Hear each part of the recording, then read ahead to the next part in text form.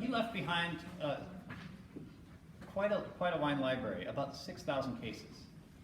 A 6,000 case library in a winery that makes 8,000 cases a year is a lot of wine.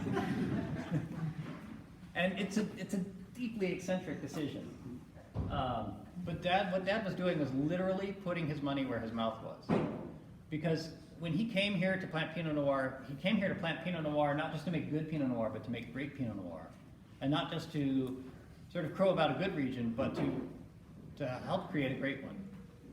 And of course, that couldn't happen without everyone else with very serious intentions coming along soon after. And so this has been very much a group effort. But one of the things that all the wineries here struggled with early on was that they were people with really high ideals and very low incomes. And it's really difficult to prove yourself as a great growing region if you can't demonstrate that your wines can age. But who's going to lay down Oregon wine for 30, 40 years, take that risk, and really make that commitment to such a brand new growing region? Certainly there were restaurants early on in the Portland scene that were trying to do that, but we all know the restaurant business is hard. There's a lot of turnover. It's hard to maintain cellars. It's hard to keep the inventory straight. I'm sure you guys all know that.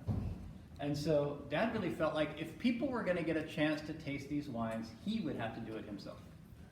And so that's why from the first vintage on, he would lay wines aside. And in the 70s, when money was tight, really tight, he would only put aside a little. In the 80s, after we won the Go Mio competition in Paris and then the follow-up in Beaune, Dad felt a little bit more financially secure. More important, my mom felt more financially secure. And so the amount in the library increased. And that trend stayed true through the 1990s and into the 2000s. In fact, when my father retired in 2005, the cellar was full. I think the reason that he retired was like, okay, I filled it up, I'm done now. But, Dad's wines have a real reputation for their ageability, and he made them to age. He looked at the balance of the wines foremost, rather than sort of their ultimate impact. The degree of impact, that's not what he was looking for. He was looking for over the long term. And the problem with making ageable wines is the wines can be as ageable as you want, but if the cork is not up to snuff, the wines aren't going to age.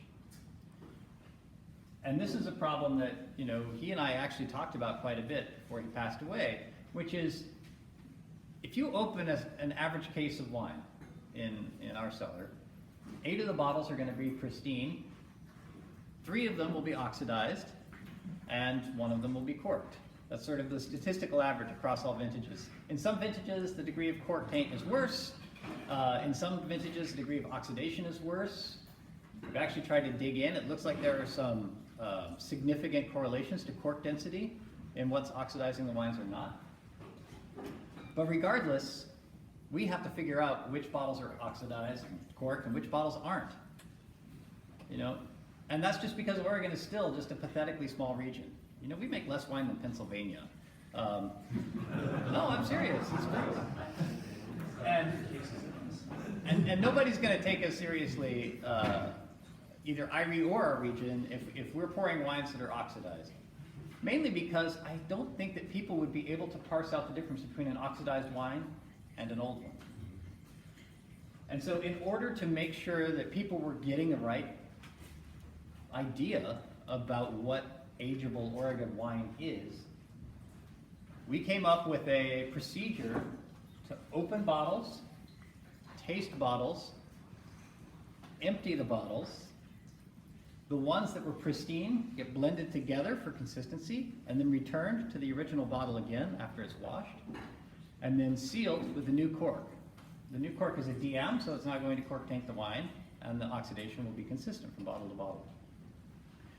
We can do that whole process, which is about 21 steps, and pick up less than 1 part per million of oxygen. So this is all with stuff that we've just kind of done in-house here. It's a fairly Rube Goldberg looking operation, but it really works.